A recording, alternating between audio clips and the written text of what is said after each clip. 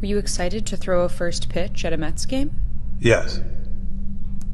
Is it harder than it looks? Up, all right? And then next we're going to do the cuff, and that's going to go over your right bicep.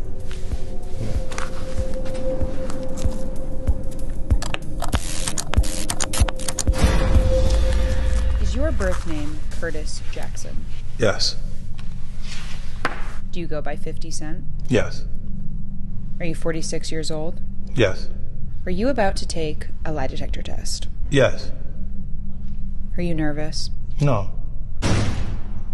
First up, your life. You recently moved to Houston and said, "I love New York, but I live in Houston now. I'll explain later." Is it later yet? It's still not later. So now that you're a Texan, are you a fan of cowboy boots? No, but cowboy hats. I went to the rodeo. I had a good experience there. Is it true that everything's bigger in Texas? You can find booty that is unbelievable in Texas. Like, you can find women that are abnormally attractive in Texas. Some really interesting stuff out there. So it is true that everything's bigger in Texas. Yes, not everything, but some things are. So you've been famous for a long time. Do you get recognized a lot? Yeah. Do you like getting recognized? I don't mind. It's a fair exchange. Have you ever been starstruck by someone? Yeah. Was it when you met this woman?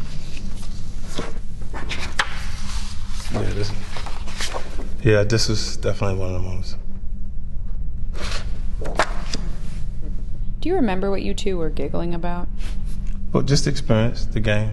And Kobe, he wanted us to come back after the halftime for us to go talk. So we went, after this, we went back into the locker rooms and took pictures and hung out with Kobe.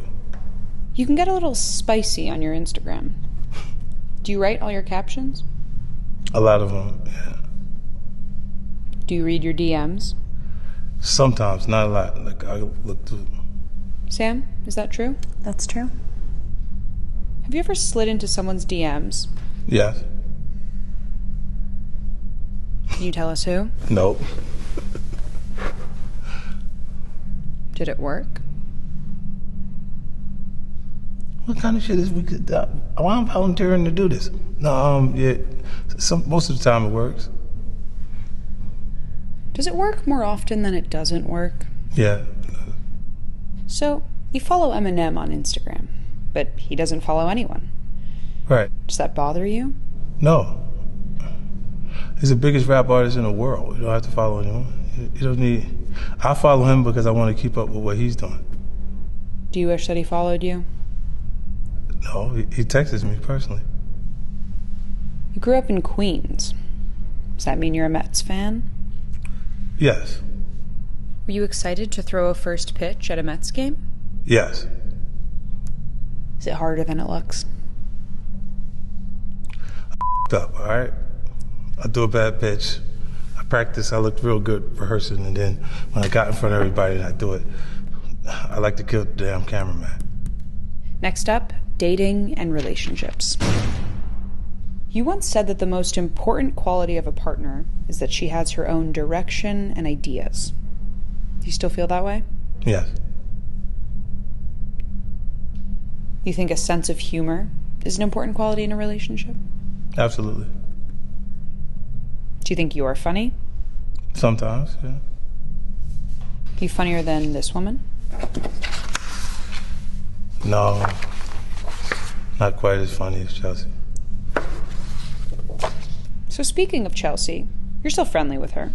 Yeah. Do you think being friends with an ex is a sign of maturity? Yeah, according to who you're asking. Right. So would you consider yourself a mature person? Yeah. So are you friends with all of your exes? No, not all of them, but... What about this one?